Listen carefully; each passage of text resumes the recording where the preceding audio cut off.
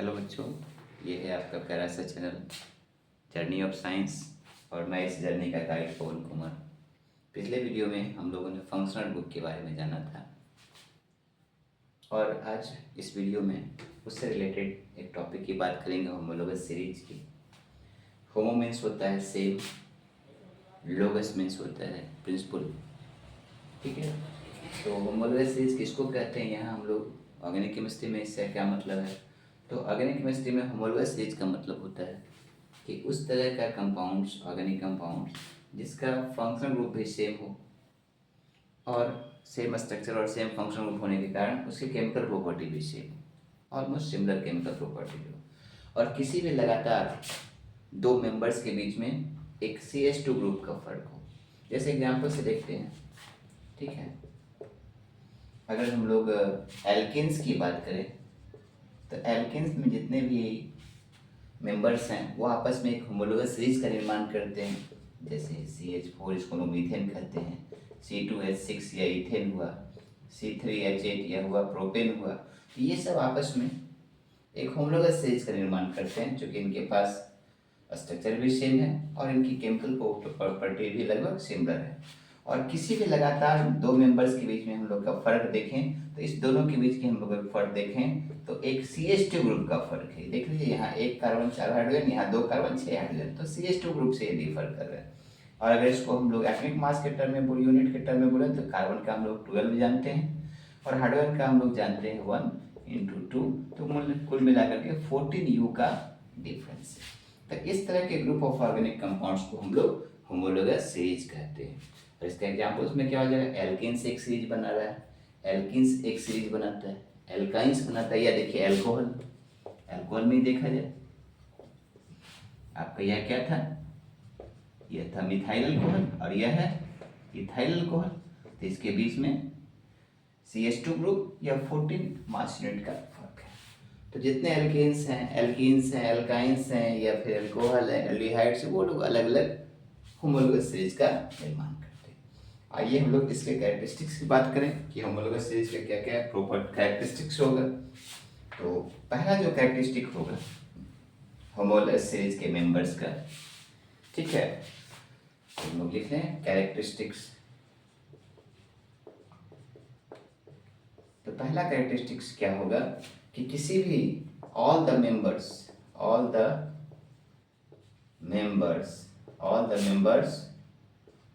of a particular series can be represented by a general formula. तो पहली विशेषता ये है कि उनका एक अपना जनरल फॉर्मूला होगा। जैसे आप पढ़े होंगे कि एल्केन का जनरल फॉर्मूला होता है CnH2n+2। उसी तरह से एल्कीन्स का पढ़ेंगे CnH2n, एल्काइंस का पढ़ेंगे CnH2n-2। या अल्कोहल की हम लोग बात करते हैं, अल्कोहल का भी जनरल फॉर्मूला हम लोग बता सकते हैं। जैसे अल्कोहल का क्या हो जाएगा, CnH2n+1OH, ये अल्कोहल का जनरल फॉर्मूला। सो जो भी होमोलोगस सीरीज के मेंबर्स हैं उनका एक अपना जनरल फॉर्मूला होगा, ठीक है। दूसरा प्रॉपर्टी का कि उसमें फर्क क्या होगा, एक CH2 ग्रुप का, ठीक है। इनमें क्या फर्क होगा, दो एक ही सीरीज के दो लगातार मेंबर्स के बीच में एनी टू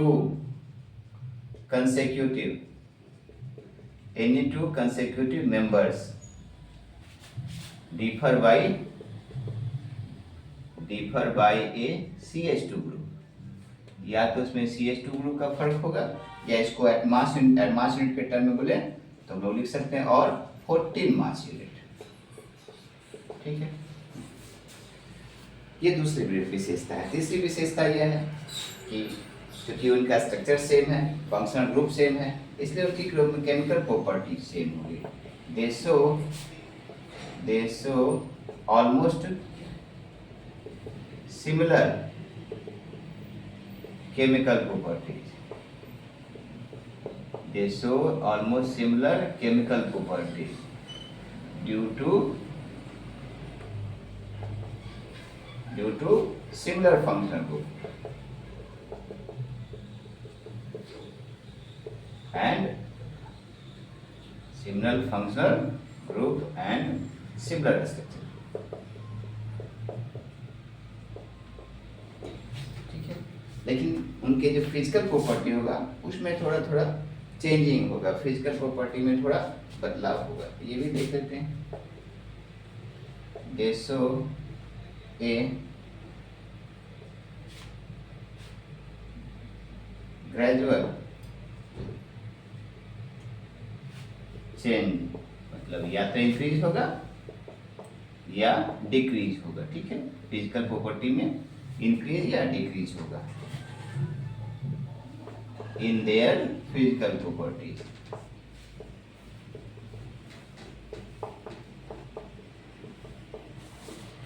ठीक है, जैसे आप देखें कि आपका CH4 और C2H6 में मास का फर्क है।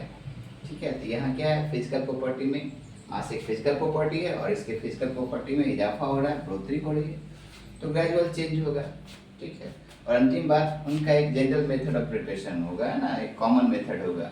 जैसे अल्कोहल ही पढ़ेंगे तो हम लोग कॉमन ईस्टर पढ़ेंगे तो ईस्टर बनाने का एक कॉमन मेथड पढ़ेंगे, अलग अलग ईस्टर्स की नहीं पढ़ेंगे। ठीक है, तो they have a general method of preparation, general method of preparation, उनको बनाने का एक जनरल मेथड होगा।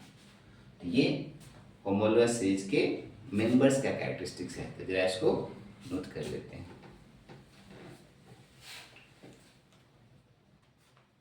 अब हम लोग देखेंगे हाइड्रोकार्बन्स की केमिकल प्रॉपर्टीज को, तो हम लोग लिख लेते हैं chemical properties of carbon compounds.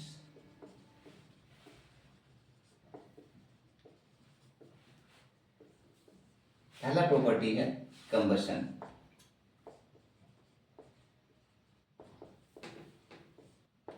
ठीक है, कंबशन मतलब हम लोग पहले भी इसको बोलचाल की भाषा में जलना या दहन कहते हैं, और हम लोग जानते हैं कि जब हम लोग एक्सेस ऑफ ऑक्सीजन या एयर में हम लोग किसी चीज़ को गर्म करते हैं तो वो कंबशन कहलाता है। ठीक है, तो कार्बन का जो भी इलेक्ट्रोफिक फॉर्म है वह अगर जलेगा, उसका अगर कंबशन कराएं तो क्या देगा, कार्बन डाइऑक्साइड देगा और heat and light will be produced. ठीक है, तो कार्बन अपने सभी इलेक्ट्रोफिक फॉर्म में CO2 बनाएगा। लेकिन जो कार्बन कंपाउंड्स हैं जैसे कि एल्केन्स हैं, एल्कीन्स हैं, एल्काइंस हैं, उनका अगर कंबशन होगा तो वह CO2 और वाटर वेपर्स देंगे and they will also produce heat and light. तो जैसे एक एग्जांपल देखिए, तो जैसे मीथेन, जिसको हम लोग नेचुरल गैस कहते हैं, नेचुरल गैस कहा जाता है, जिसका उपयोग इंडस्ट्री वगैरह में किया जाता है हीटिंग पर्पस के लिए।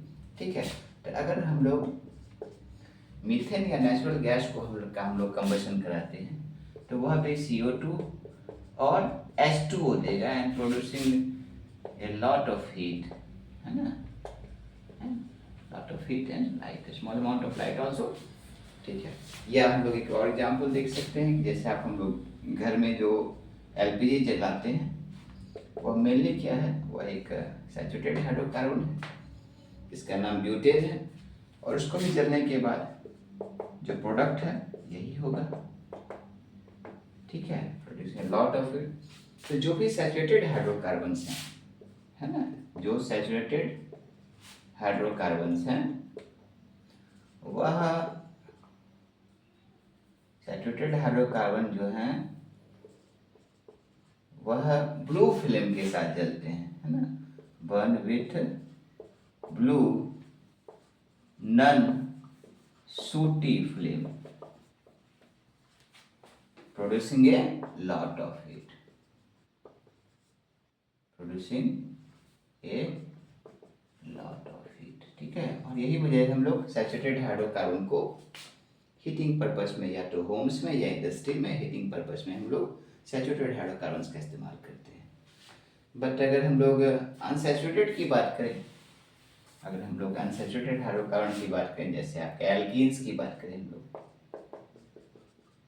या एल्काइंस की बात करें, तो इनका भी अगर कंबशन होगा तो यह भी आपका CO2 और H2O ही देंगे और एनर्जी निकलेगा इन the form of heat light, और इसमें भी यही बात है, CO2 और H2O और plus energy in the form of heat, right. But unsaturated hydrocarbons हैं, unsaturated hydrocarbons burn with yellow sooty flame, ठीक है, producing a lot of smoke, है ना, producing a lot of smoke. इसका कारण क्या है, पहले सूट क्या है, तो सूट हम लोग जानते हैं, suit is unburned carbon particles, जो कार्बन पार्टिकल जल नहीं पाया वही कालिक बन जाता है, ठीक है।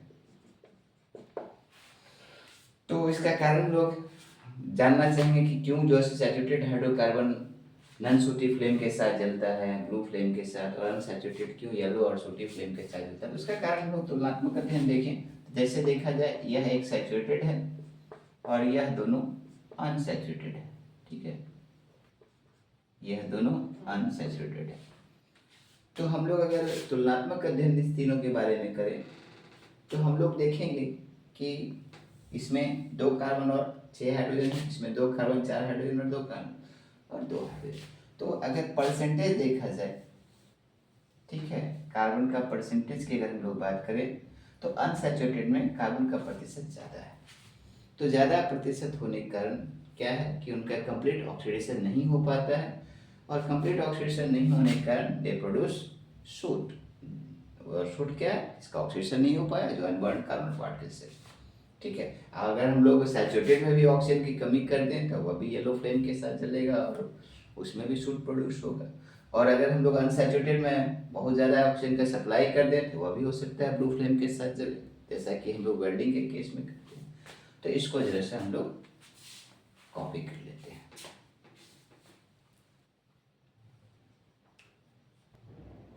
दूसरी जो केमिकल प्रॉपर्टीज है वह है आपका ऑक्सीडेशन। ऑक्सीडेशन हम लोग पढ़े हुए हैं पहले भी। ऑक्सीडेशन किसको कहते हैं, addition of oxygen is called oxidation. Oxygen का जुटना ही ऑक्सीडेशन है, और जो ऑक्सीजन प्रोवाइड करेगा वह ऑक्सीडाइजिंग एजेंट कहलाता है, ठीक है। तो कंबसन और ऑक्सीडेशन में क्या फ़र्क है, वहाँ भी ऑक्सीजन के साथ रिएक्शन था, यहाँ भी है ऑक्सीजन के साथ रिएक्शन, तो दोनों में थोड़ा सा फर्क है। कंबसन जो है वह कंप्लीट ऑक्सीडेशन होता है, फास्ट ऑक्सीडेशन होता है, वो ऑक्सीजन के एक्सेस में हम लोग वो करवाते हैं। और जबकि जो ऑक्सीडेशन है वह समझ सकते हैं कि वह जो है सो क्या होता है, वह पार्शियल जो है सो ऑक्सीडेशन होगा, ठीक है।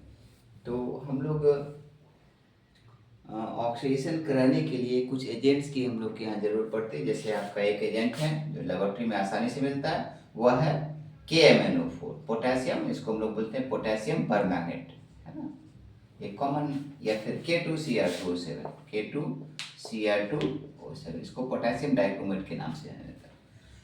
तो अगर हम लोग इसमें एसिड मिला दें, जैसे आपका एसिड हुआ H2SO4, सल्फ्यूरिक एसिड है ना, बैटरी में ही डाला जाता है, ठीक है। तो यह क्या करेगा, ये ऑक्सीजन प्रोवाइड करना शुरू करेगा, है ना। तो रिएक्शन होगा K2SO4 plus Cr2SO4 3 plus H2O, और यह जो ऑक्सीजन देगा वह नेसेंट या नवजात ऑक्सीजन का, इसको हम नेसेंट ऑक्सीजन कहते हैं, न्यूली बॉर्न ऑक्सीजन। सिमिलरली यह भी आपका या तो एसिडिक मीडियम में दे रहा है और ये एल्कलाइन मीडियम में देता है। तो ये दोनों लेबोरेटरी में जाना माना ऑक्सीडाइजिंग एजेंट है। तो अगर हम लोग किसी कार्बन कंपाउंड में, जैसे मान लेते हैं हम लोग अल्कोहल ही ले लें, तो अगर हम लोग इस तरह से अल्कोहल लें CH3CH2OH, हम लोग कौन सा अल्कोहल लिए हैं, तो इथर अल्कोहल लिए हैं, ठीक है। और इसका हम लोग क्या करवा रहे हैं, तो इसका हम लोग ऑक्सीडेशन करवा रहे हैं।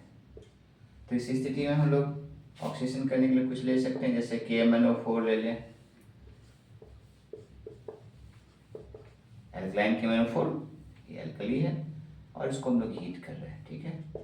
या फिर हम लोग K2Cr2O7 ले लें और उसमें हम लोग एसिड की मतलब एसिडिक नेचर का है ना, एसिडिफाइड K2Cr2O7 कर सकते हैं।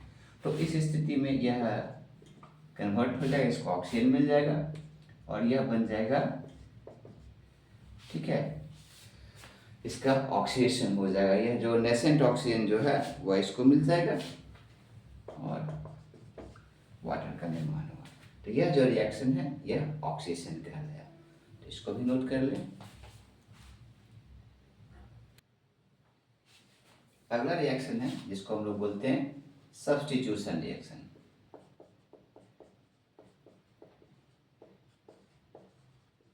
सब्स्टिट्यूशन रिएक्शन, ठीक है। सब्स्टिट्यूशन मतलब हटाना, डिस्प्लेस करना।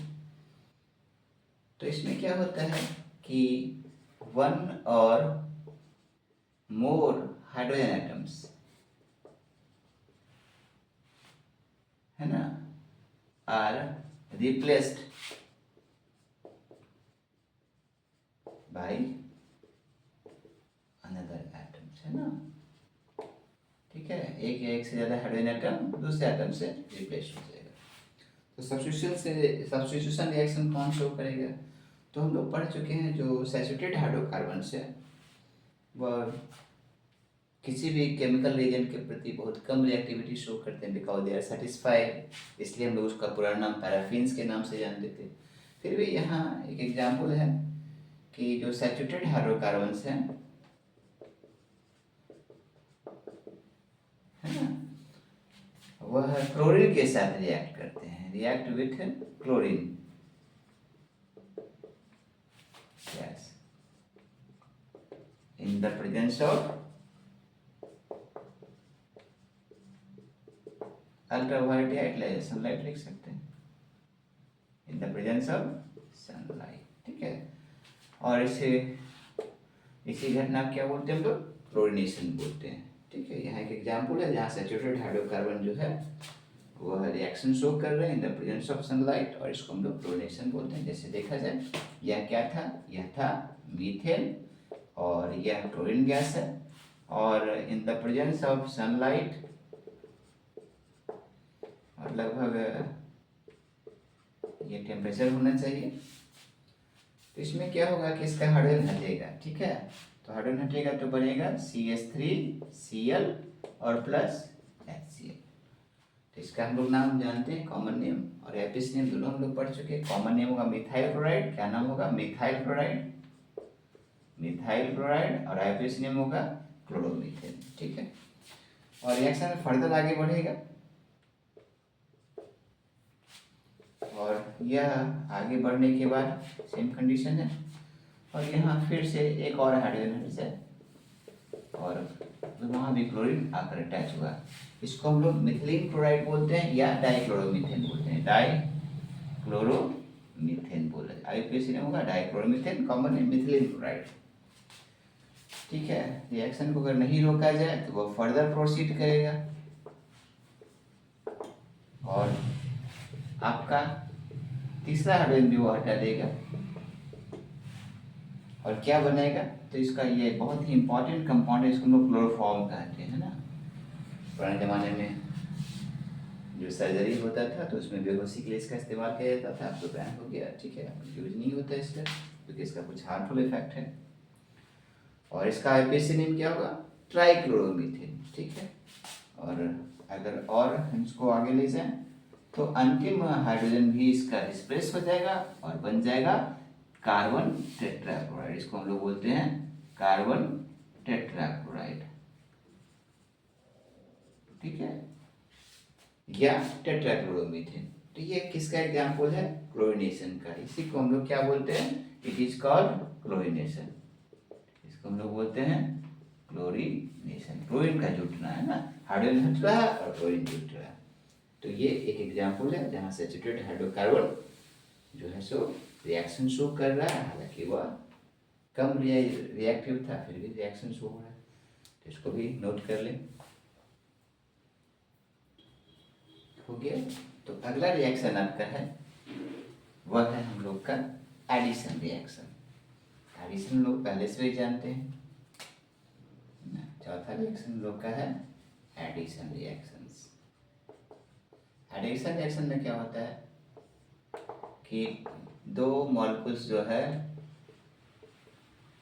कंबाइन करते हैं to form a single molecule. दो मॉलिक्यूल कंबाइन करके एक मॉलिक्यूल का निर्माण करते हैं, single molecule. And no part is eliminated, कोई पार्ट एलिमिनेट नहीं होगा।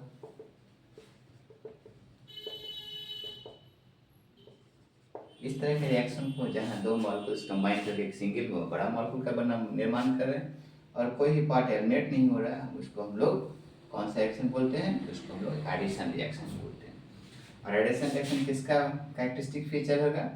It is a characteristic feature of unsaturated hydrocarbon. इसका कैरेक्टरिस्टिक फीचर होगा अनसैचुरेटेड। ठीक है, क्यों भाई? क्योंकि जो सैचुरेटेड हाइड्रोकार्बन है उनके पास अब जगह ही नहीं, उनकी टेट्रा वैलेंसी फुलफिल है, तो वो लोग एडिशन शो नहीं करेंगे, वो लोग ज़्यादा से ज़्यादा सब्स्टिट्यूशन शो कर सकते हैं। ठीक है, तो देखा जाए यह एक अनसैचुरेटेड हाइड्रोकार्बन है और इस अनसैचुरेटेड हाइड्रोकार्बन को हम लोग इथीन बोलते हैं।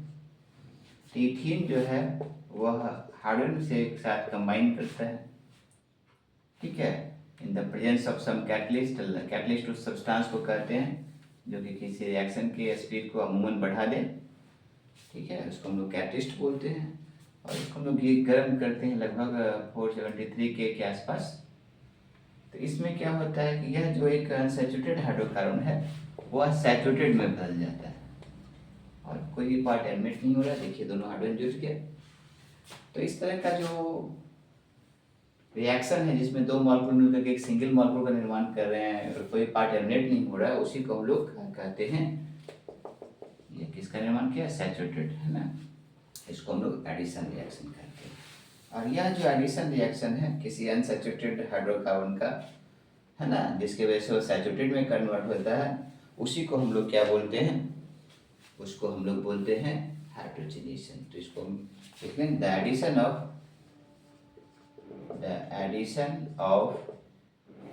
Hydrogen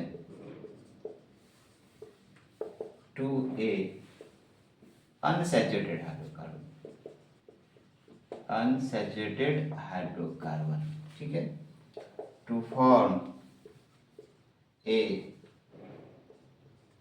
saturated hydrocarbon is called hydrogenation. और इसका उपयोग हम लोग किस में करते हैं? तो हम लोग जो वेजिटेबल ऑयल है इसको हम लोग वनस्पति तेल कह रहे हैं, उससे हम लोग क्या बनाते हैं? डालडा निर्माण करते हैं ना, वेजिटेबल घी बनाते हैं। इट इज यूज्ड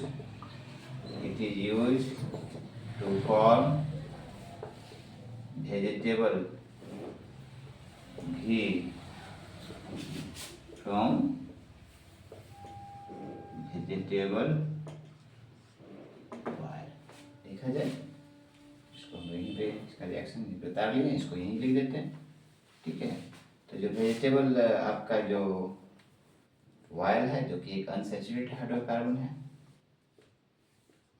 क्या है? वह एक अनसैचुरेटेड हाइड्रोकार्बन है और उसमें हम लोग हाइड्रोजन ऐड किए और एक कैटलिस्ट चाहिए, चाहे निकेल हो या पैलेडियम हो, कुछ भी हो, और उसको लोग हीट करते हैं तो वह किस में कन्वर्ट हो जाता है? सैचुरेटेड हाइड्रोकार्बन में कन्वर्ट हो जाता है। ठीक है, और किस में कन्वर्ट हो जाता है? सैचुरेटेड हाइड्रोकार्बन में कन्वर्ट हो जाता है।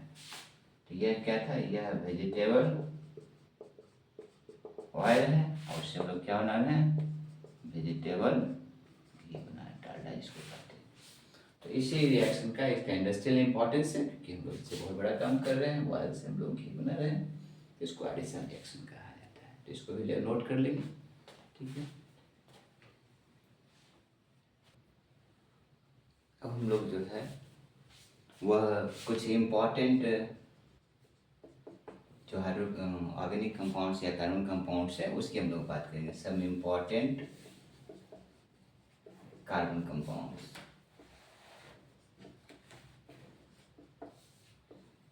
तो हम लोग शुरू से बात किए थे कि कार्बन कंपाउंड हमारे लिए बहुत उपयोगी है। हम अपने डेली लाइफ में बहुत सी वस्तुएं ऐसे यूज करते हैं जिसमें कार्बन किसी न किसी रूप में मौजूद है, लेकिन सिलेबस के अनुसार से आपको दो ही कार्बन कंपाउंड्स पढ़ने दिया गया है। पहला है इथेनॉल, जिसको हम लोग अल्कोहल बोलते हैं, इथेनॉल। ठीक है, हम लोग जान रहे हैं अल्कोहल हाइड्रोक्सी ग्रुप वाले ऑर्गेनिक कंपाउंड्स को हम लोग अल्कोहल कहते हैं। लेकिन अल्कोहल में जितने ही मेंबर्स हैं उसमें जो सबसे फेमस है वह इथाइल अल्कोहल है। और अल्कोहल का मतलब ही बोलचाल की भाषा में जिसको अल्कोहल कहते हैं एक्चुअली वो इथाइल अल्कोहल है। इसका मॉलिक्यूलर फार्मूला क्या हो जाएगा, मॉलिक्यूलर फार्मूला हो जाएगा C2H5OH। और इसका नेम क्या हो जाएगा, इसका नेम या तो हम लोग इथेनॉल नेम लिखेंगे IUPAC नेम, या IUPAC नेम क्या हो जाएगा, IUPAC नेम हो जाएगा इथेनॉल, और हम लोग उसको कॉमन नेम से इथाइल अल्कोहल के नाम से जानते हैं। ठीक है, तो ये दो कंपाउंड इथेनॉल और इथेनोइक एसिड आपको सिलेबस के अनुसार से पढ़ने के लिए दिया गया है। तो हम लोग पहले इसका फिजिकल प्रॉपर्टीज देखते हैं। फिजिकल प्रॉपर्टी, तो पहला बात है कि यह कैसा है, कलरलेस, रंगहीन, वोलेटाइल लिक्विड है। ये कलरलेस वोलेटाइल लिक्विड, और इसका स्मेल कैसा है, वह स्वीट स्मेल है, with sweet smell, sweet smell and burning taste. कभी आपने होम्योपैथिक मेडिसिन डॉक्टर आपके जीभ पे डाले होंगे तो आप देखेंगे कि बर्निंग टेस्ट का एहसास होता है, लग रहा है जीभ जल गया है ना। तो एक्चुअली में वहाँ भी अल्कोहल का प्रयोग होता है, वो लोग सॉल्वेंट के रूप में अल्कोहल यूज करते हैं। ठीक है, तो इसकी पहचान है, यह कलरलेस वोलेटाइल लिक्विड है, इसका स्मेल कैसा है, स्वीट है, और बर्निंग टेस्ट है। और दूसरा, it is lighter than water, lighter than water.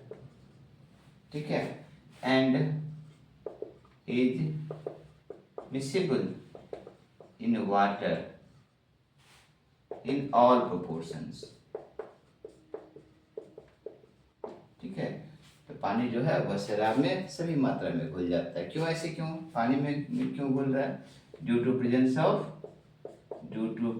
Of same function group, एक ही फंक्शन ग्रुप होने के कारण वह पानी में घुल जाता है। ठीक है, तीसरा प्रॉपर्टी है, इसका फ्रीजिंग पॉइंट है 151 K, और मेल्टिंग पॉइंट है इसका, या बॉइलिंग पॉइंट का, मेल्टिंग नहीं सॉरी, बॉइलिंग पॉइंट है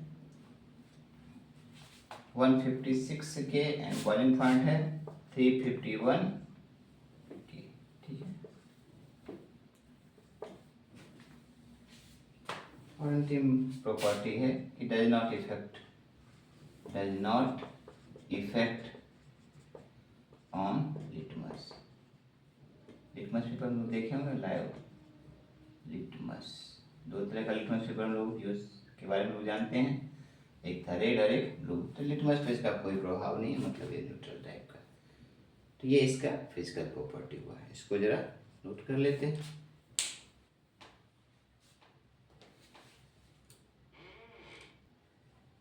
हो गया, हम लोग इसके लिख लिए। अब हम लोग इसके इथेनॉल के हम लोग केमिकल प्रॉपर्टी की बात करें। ठीक है, तो हम लोग लिख देते हैं केमिकल प्रॉपर्टीज। केमिकल प्रॉपर्टीज है ना, इथेनॉल का केमिकल प्रॉपर्टी। तो पहला प्रॉपर्टी पढ़ना है हम लोग को कंबशन। हम लोग अभी तुरंत बात किए, कंबशन एक्सेस ऑफ ऑक्सीजन या एयर में किया जाता है, और कार्बन कंपाउंड जब कंबशन रिएक्शन में शो करेंगे तो वह क्या बनाएंगे, तो CO2 और H2O बनाएंगे। तो C2H5OH प्लस O2, तो यह जो इथेनॉल है इट इज हाईली इन्फ्लेमेबल, इसमें आसानी से आग पकड़ लेता है, और यह जलने के बाद यह CO2 H2O और ढेर सारा हीट, लाइट और हीट देगा। ठीक है, तो ये कार्बन कंपाउंड में हम लोग पहले भी देखे हुए थे। ये पहला रिएक्शन है जिसको हम लोग कंबशन कहते हैं। दूसरा ऑक्सीडेशन, इसको हम लोग यहाँ पार्शियल कंबशन ऑक्सीडेशन हो रहा है, तो इसमें हम लोग क्या क्या देखते हैं कि ऑक्सीडेशन अगर होगा तो इसको कोई ना कोई ऑक्सीडाइजिंग एजेंट चाहिए। जैसे हम लोग देखे थे C2H5OH, और ऑक्सीडाइजिंग एजेंट के रूप में था आपका या तो एल्कलाइन पोटेशियम परमैंगनेट या फिर एसिडिफाइड, है ना, एसिडिफाइड पोटेशियम डाइक्रोमेट। ठीक है, तो अगर यह इसको ये दोनों करेगा क्या, ये नेसेंट ऑक्सीजन इसको प्रोवाइड करेगा और इसके बाद यह बन जाएगा किस में कन्वर्ट हो जाएगा, यह इथेनोइक एसिड में कन्वर्ट हो जाएगा। ठीक है, तो ये दोनों रिएक्शन हम लोग पहले भी देखे हुए थे। ठीक है, तीसरा रिएक्शन है reaction with sodium metal. Sodium metal के साथ रिएक्शन, तो सोडियम मेटल के साथ यह जो इथेनॉल है, तो यह अगर सोडियम मेटल के साथ इसको ऐड किया जाए तो यह हाइड्रोक्सिल ग्रुप का हाइड्रोजन को हटा देगा, यह डिस्प्लेस कर देगा और क्या बनाएगा C2H5ONa। इसको कहेंगे सोडियम इथेनोएट, जैसे हम लोग नाम दिए थे, याद होगा, यह सोडियम इथेनोएट बना रहा है। ठीक है, और जो है सो हाइड्रोजन गैस यहाँ से डिस्प्लेस हो जाएगा। तो इसको जरा इथेन रिएक्शन को नोट कर लें। चलिए, हो गया नोट, डन।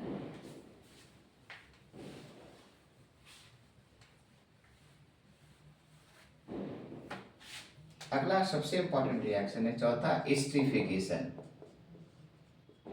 एस्टरिफिकेशन, ठीक है ना, एस्टरिफिकेशन मतलब ईस्टर का निर्माण होना। ठीक है, तो when ethanol is heated with ethanoic acid, ethanol की प्रतिक्रिया किससे कर रहा है, ethanoic acid, in the presence of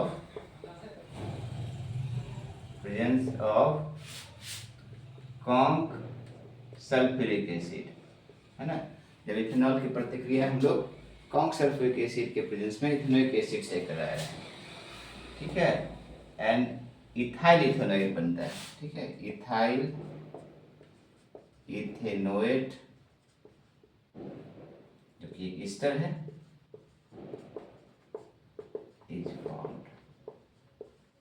जब इथेनॉल की प्रतिक्रिया इथेनोइक एसिड से कराते हैं कॉन्क एस्टरेसोफोर के प्रेजेंस में, हम लोग माइल्ड गर्म करते हैं उसको, तो एक एस्टर बनता है जिसका कि सुगंध है फल के जैसा, which has a Frooti smell,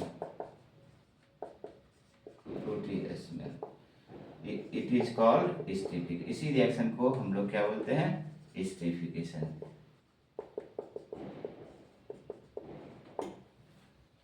ठीक है, तो देखा जाए, यह आपका हो गया इथाइल अल्कोहल और यह आपका हो गया, इसे लिख सकते हैं CH3COOH, इथेनोइक एसिड। इसको इधर लिखें तो ज़्यादा सहूलियत होगा, COOH CH3। ठीक है,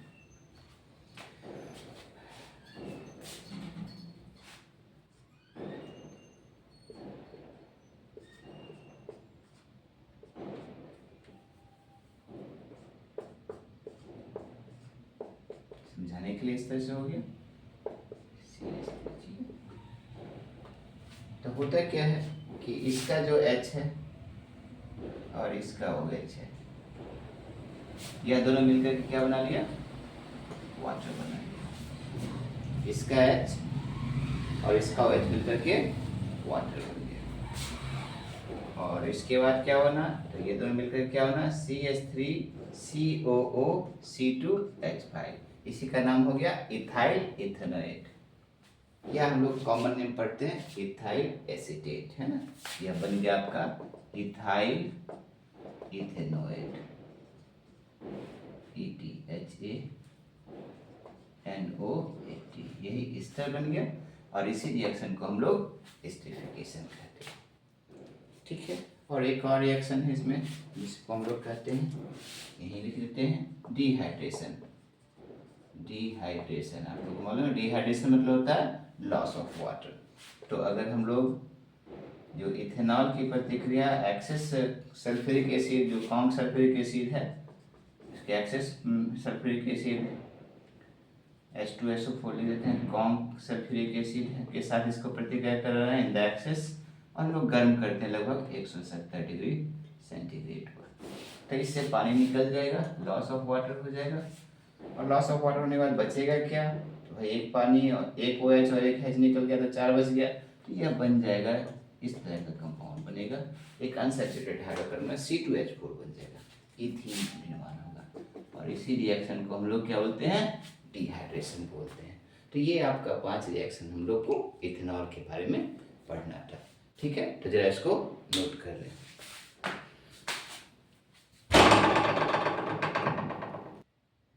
अब हम लोग इथेनॉल का यूजेस देखेंगे, क्या क्या किस चीज़ में हम लोग इथेनॉल का प्रयोग करते हैं। ठीक है, तो जो पहला यूज है, इथेनॉल एक बहुत ही इम्पॉर्टेंट जो है ऑर्गेनिक कंपाउंड है। जो भी आपका जो एल्कोहलिक ड्रिंक्स है, या फिर कहिए एल्कोहलिक बिवरेजेस, बिवरेजेस के किसको कहते हैं, ऐसा कोई भी ड्रिंक जो रिफ्रेशमेंट के लिए हम लोग यूज़ करते हैं, वह बिवरेजेस कहलाता है। और अगर कोई बिवरेज में अल्कोहल एक इंटॉक्सिकेटिंग एजेंट के रूप में मौजूद है, तो इसको हम लोग एल्कोहलिक बिवरेजेस कहते हैं। तो it is a major, it is a main constituent, main constituents of all alcoholic beverages। जितने तरह के अल्कोहलिक ड्रिंक्स हैं, चाहे विस्की हो या फिर वाइन है या बियर है, वह सब में एक मेन कंस्टिट्यूएंट कहा जाता है, इंटॉक्सिक एजेंट के रूप में यह यूज होता है। दूसरा, as a solvent for fats या रेजिन्स, ये सबको भुलाने के लिए इसका उपयोग होता है। ठीक है, सॉल्वेंट के रूप में इसका इस्तेमाल होता है। ठीक है, इन द मैन्युफैक्चर ऑफ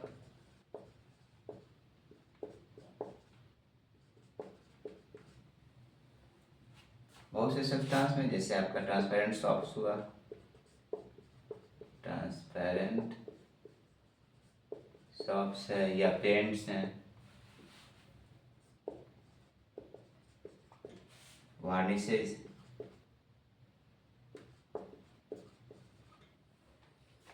ये हम लोग क्लोरोफॉर्म, बहुत से सब्सटेंस में क्लोरोफॉर्म है या ईथर है, ये सब के निर्माण में इसका उपयोग होता है अल्कोहल का। ठीक है, इसके अलावा अल्कोहल का उपयोग और क्या है, as an antifreeze in automobiles,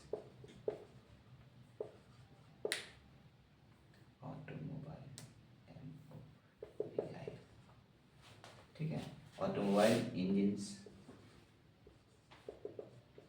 in cold countries, जो ठंडे देश में है, वहाँ जो तेल है वो टंकी में ही नहीं जम जाए, तो इसके लिए हम लोग वहाँ एंटीफ्रीज के रूप में इसी का इस्तेमाल करते हैं। तो ये कुछ यूजेस है इथाइल अल्कोहल का, तो इसको भी नोट कर लिया जाए।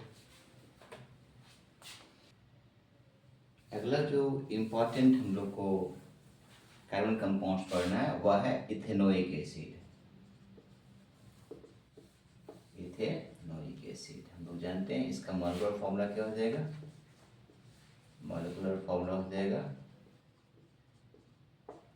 CH3COOH। और इथेनोइक एसिड आपका IUPAC नेम है, इसका कॉमन नेम क्या हो जाएगा, कॉमन नेम हो जाएगा इसका एसिटिक एसिड। ठीक है, आइए हम लोग इसके फिजिकल प्रॉपर्टीज की बात करें।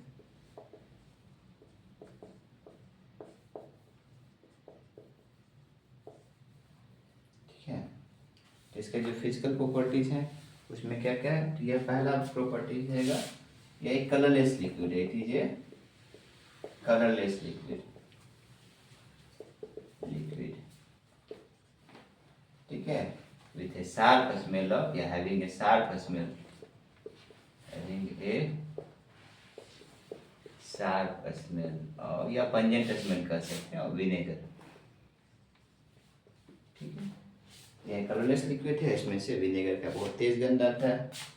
इसका जो फ्रीजिंग पॉइंट है वह 290 केल्विन है, और इसका जो बॉइलिंग पॉइंट है जिसको हम लोग शॉर्ट में लिख सकते हैं वह है 311 केल्विन। इसमें एक खास बात यह है कि जो है सो बिलो 290 केल्विन या कह सकते हैं 16.6 डिग्री सेल्सियस इट freezes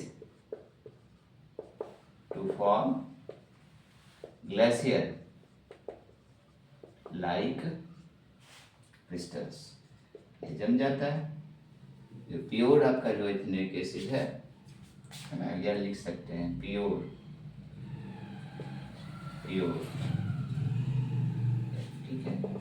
जो प्योर जो इथेनोइक एसिड है वह बिल्कुल ग्लेशियर लाइक क्रिस्टल की तरफ है, इसलिए हम लोग therefore also called, therefore it is also called glacier acidic, glacier acidic acid है ना। और यह सॉल्युबल है पानी में, बेंजीन में, ये सब में घुल जाता है, ठीक है। तो ये इसका कुछ फिजिकल प्रॉपर्टी है। Sharp smell of vinegar, boiling point और फ्रीजिंग पॉइंट दिया हुआ है। और सबसे खास बात है 16.6 डिग्री से लो होने पर यह बिल्कुल ग्लेशियर की तरह वह क्रिस्टल बना देते हैं, फिर उसको ग्लेशियर एसिटिक एसिड के भी नाम से हम लोग जानते हैं। इसको नोट कर लिया जाए जरा, हो गया। चलिए आइए हम लोग इसके केमिकल प्रॉपर्टी की बात करें। फिजिकल प्रॉपर्टी हो गया, और केमिकल प्रॉपर्टी में मैक्सिमम केमिकल प्रॉपर्टी हम लोग पहले से जानते हैं। केमिकल प्रॉपर्टीज किसका, तो इथेनोइक एसिड का। तो इथेनोइक एसिड के केमिकल प्रॉपर्टीज की हम लोग बात करें तो जो पहला प्रॉपर्टी है इथेनोइक एसिड का वह है एक्शन ऑन लिटमस, ठीक है। हम लोग जानते हैं कि लिटमस पेपर दो तरह का है। लिटमस का एक इंडिकेटर है जो किसी भी सब्सटेंस में एसिड या बेस होने के प्रेजेंस को बता देता है, ठीक है। तो जो एसिड होते हैं वह क्या करते हैं, ब्लू लिटमस को लाल करते हैं। तो ब्लू यह भी एक एसिड ही है, भले ही यह उतना हार्ड एसिड नहीं, माइल्ड है, लेकिन है तो एसिड ही। तो turns blue litmus to red, है ना। तो ये पहला जो है सो इसका केमिकल प्रॉपर्टी हो गया कि यह जो है सो लिटमस पेपर को क्या करता है, लाल कर देता है, ठीक है। दूसरा जो प्रॉपर्टी है वह है रिएक्शन विथ सोडियम कार्बोनेट या बाइकार्बोनेट, जिसको हम लोग हाइड्रोजन कार्बोनेट भी बोलते हैं। रिएक्शन विथ कार्बोनेट और बाइकार्बोनेट, सोडियम नहीं, कार्बोनेट और बाइकार्बोनेट, है ना, जिसको हम लोग एक और नाम से जानते हैं हाइड्रोजन कार्बोनेट, हाइड्रोजन कार्बोनेट। तो जब आप इथाइल अल्कोहल की प्रक्रिया आप किससे कराते हैं, सोडियम कार्बोनेट से कराते हैं, ठीक है। जब हम लोग इथाइल अल्कोहल की प्रतिक्रिया किससे करा रहे हैं, सोडियम कार्बोनेट से करा रहे हैं, तो एक गैस बनता है जो कि क्या करता है, तो फिर लाइम वाटर को मिल्की कर देता है। वह गैस को लोग CO2 कह रहे हैं और वाटर निकल जाएगा, ठीक है। और इसके अलावा क्या बनेगा, तो यह बनेगा C2H5ON, ठीक है, इसको हम लोग सोडियम इथॉक्साइड कह रहे हैं, ठीक है। तो यह रिएक्शन विथ कार्बोनेट और बाइकार्बोनेट हुआ, ठीक है। इसको नोट कर ले जैसा, ठीक है। तो ये दो रिएक्शन लोग देख लिए, रिएक्शन विथ लिटमस और रिएक्शन विथ कार्बोनेट और बाइकार्बोनेट। सॉरी यहाँ पर ये थोड़ा गलती हो गया, यहाँ पे हम लोग क्या लिखना था, यहाँ हम लोग को इथेनोइक एसिड लिखना था, है ना। यहाँ क्या बन जाएगा, इथेनोइक एसिड, सॉरी, इसको जरा ठीक कर लेंगे,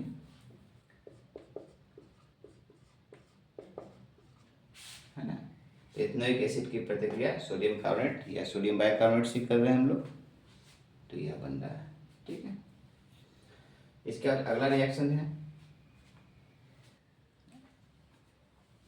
एक रिएक्शन हम लोग बाइकार्बोनेट से भी देख लें। CH3COOH प्लस NaHCO3, यह बाइकार्बोनेट सोडियम बाइकार्बोनेट या सोडियम हाइड्रोजन कार्बोनेट कहलाता है। यहाँ भी यही बनेगा CH3COO Na plus CO2 plus H2। ठीक है, तो इसको लिख लिया हम लोग, मिटाते हैं।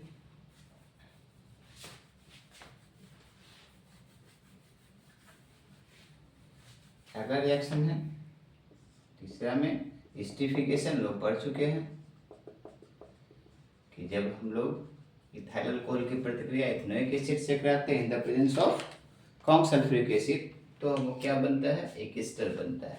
यहाँ वही बात लिख देंगे कि जब हम लोग इथेनोइक एसिड की प्रतिक्रिया किससे कराते हैं, इथाइल अल्कोहल से कराते हैं इन the presence of sulphuric acid, conc sulphuric acid, तो एक एस्टर बनता है जिसका नाम है इथाइल इथेनोइक, है ना। और इसी रिएक्शन को हम लोग क्या बोलते हैं, एस्टरिफिकेशन बोलते हैं। तो यह रिएक्शन लोग पहले भी पढ़ चुके हैं। और एक और रिएक्शन देख लेते हैं, रिएक्शन विथ बेस। ठीक है, तो अगर हम लोग इथाइल अल्कोहल की प्रतिक्रिया किसी हम लोग बेस से कराते हैं, जैसे कोई स्ट्रॉन्ग बेस ले लें, इथेनोइक एसिड की प्रतिक्रिया कोई स्ट्रॉन्ग बेस से करा देते हैं, जैसे ये तो एसिड है, तो एसिड की प्रतिक्रिया अगर हम लोग बेस से कराएंगे तो क्या बनेगा, साल्ट और वाटर बनेगा। ठीक है, तो यह हो जाएगा CH3COO, साल्ट हो गया और वाटर हो गया। ठीक है, तो इथेनोइक एसिड की प्रतिक्रिया एक स्ट्रॉन्ग बेस से कराए तो साल्ट बना। ठीक है, और साल्ट कैसा होगा तो समझ सकते हैं कि ये वीक एसिड है, स्ट्रॉन्ग बेस है, यह बेसिक नेचर का साल्ट होगा। इस साल्ट का नाम क्या होगा, नाम क्या होगा, सोडियम इथेनोएट होगा। तो ये आपका इथेनोइक एसिड का केमिकल प्रॉपर्टीज है। आइए हम लोग इसके यूजेस की बात करें। पहले लिख लेते हैं, जरा से इसको लिख लीजिए, तो इसको मिटाते हैं। अब हम लोग इसका यूज देखेंगे। ठीक है, क्या क्या उपयोग है, जो एक यूजेस हम लोग देख लें। तो जो पहला उपयोग है कि एक जो 5 to 8% जो सॉल्यूशन है, कह सकते हैं ये डाइल्यूट सॉल्यूशन है,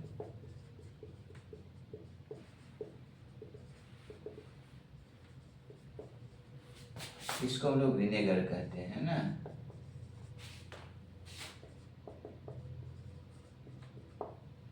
और यह किस चीज में काम आता है, एक प्रिजर्वेटिव के रूप में काम आता है ना।